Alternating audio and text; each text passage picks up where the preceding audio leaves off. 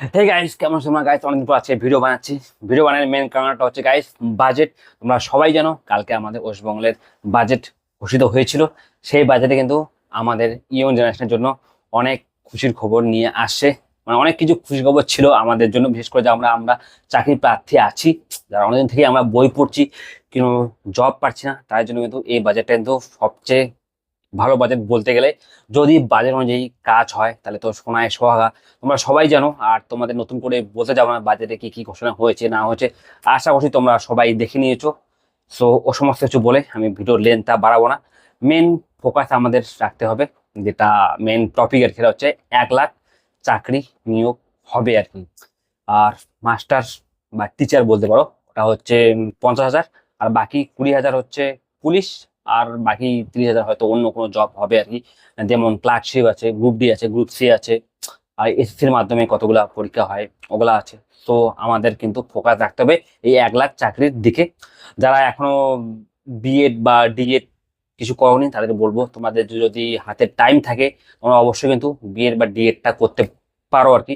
কারণ তোমার যদি বিএড বা ডিএড না করো তাহলে কিন্তু তোমরা কিন্তু মাস্টারি পরীক্ষায় বা টিচার পরীক্ষায় কিন্তু বসতে পারবে না, যে ভুলটা আমি করেছিলাম।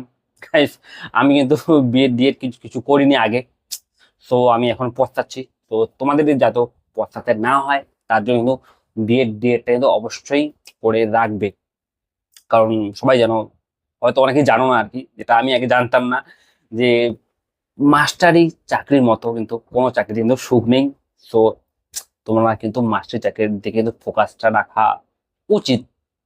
হ্যাঁ, তোমার আরো অন্য চাকরি ভালো লাগতেই পারে, সেটা এখন তোমার পার্সোনাল বিষয়। এটা এটা আমি বলবো না যে তোমাকে মাস্টারি চাকরি করতে হবে, বাট যদি তুমি সুখ দিয়ে বা সুখে শান্তিতে থাকতে চাও তাহলে কিন্তু তোমার জন্য টিচারের চাকরি কিন্তু বেস্ট। আর এখন বলছি পুলিশ, তোমার দেখেছো আরো 20,000 পুলিশের নিয়োগ হবে। সো যাদের যাদের পুলিশ হওয়ার ইচ্ছা আছে তারা এখন থেকেই ভালো করে পড়াশোনা শুরু করো, প্লাস সঙ্গে রানটাও শুরু করো। কারণ সবাই জানো বেশিরভাগই কিন্তু রানে কিন্তু আউট হয়ে যায়, প্রায় 50% বা 60% রানেই শেষ। সো রানটাও তোমাকে ভালোভাবে করতে হবে যদি তোমার লক্ষ্য পুলিশ হয়। তো এখন থেকেই কিন্তু তোমাকে ভালো করে পড়াশোনা শুরু করে দিতে হবে, কারণ জানো কম্পিটিশন কিন্তু গাইস বাড়তে চলেছে। তোমরা দেখেছো কালকে কিন্তু বাজেটে ডিএ বেড়েছে 20%। সো অক্টোবর থেকে কিন্তু আমাদের ডিএ হয়ে যাবে 38%। সো স্যালারিটাও বাড়বে। আর পরের বছর কিন্তু 7 পে কমিশনও লাগার কথা। তো স্যালারি কিন্তু বাড়বে কিন্তু। তার জন্য কি হবে, অনেকে যারা এতদিন থেকে কেন্দ্র সরকারের চাকরি অ্যাপ্লাই করতো, যে রাজ্য সরকারের বেতন কম ওর জন্য অনেকে কিন্তু রাজ্য সরকারের চাকরি কিন্তু অ্যাপ্লাই করতো না। সবাই যারা তাদের টাকা দরকার আর কি, তারা কিন্তু কেন্দ্র সরকারের দিকে কিন্তু চাকরির দিকে ফোকাসটা করতো। তারা এখন কিন্তু অনেকেই চলে আসবে কিন্তু রাজ্য সরকারের চাকরি করার জন্য, কারণ রাজ্য সরকারের কিন্তু বেতনটা বাড়ছে আর কি, বাড়বে।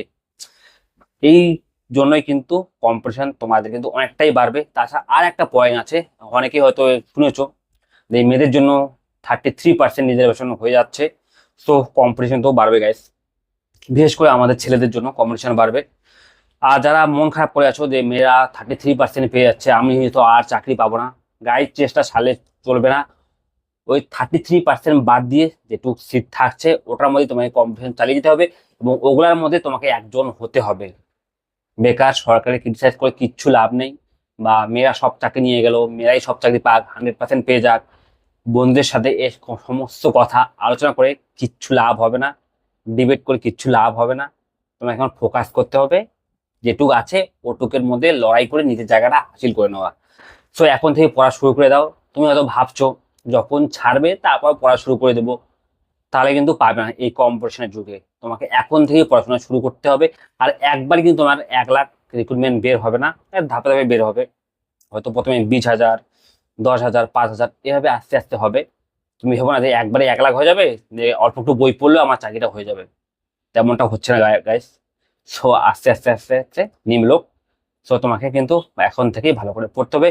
আর কার কিরকম প্রিপারেশন আছে, আর কার কোন চাকরিটা ভালো লাগে, কোন চাকরিটা করার ইচ্ছা, অবশ্যই কিন্তু গাইস কমেন্টে বলবে। এখন তো আরো অনেকেই সুবিধা হয়েছে, বিশেষ করে ভাতা দিবে শোনা যাচ্ছে আর কি। আমাদের যারা বেকার আছে, বিশেষ করে যারা গ্রাজুয়েশন করেছে তাদের 3,000 টাকা দিবে। আর যারা গ্রাজুয়েশন এখনো হয়নি তাদেরকে 2,000 টাকা দিবে। আর যেটা কিন্তু গাইস আমাদের সময় ছিল না, তাই আমরা কিন্তু ভালো কোচিংও অ্যাডমিশন হতে পারিনি, আর কোনো কোর্সও নিতে পারিনি। আর তোমাদের ক্ষেত্রে যেটা এই অসুবিধাটা এখন থাকছে না, তোমরা নানা রকম কোচিংও করতে পারবে, যেহেতু তোমাদের টাকা পাচ্ছ, সরকার থেকে টাকা পাবে আর কি। তো তোমাদের আর কোনো প্রবলেম হবে না পড়াশোনার ক্ষেত্রে।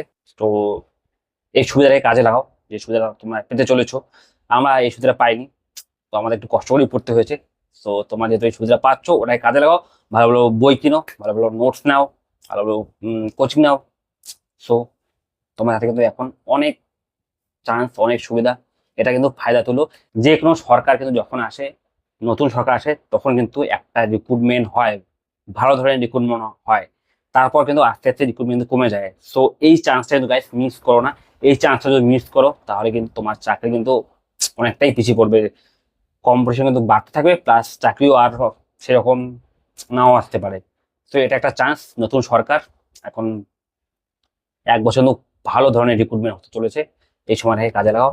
তো ভিডিওটাকে এখনই শেষ করছি। তো ভিডিওটা যদি ভালো লাগে, অবশ্যই কিন্তু গাইস লাইক শেয়ার করতে কিন্তু ভুলবে না।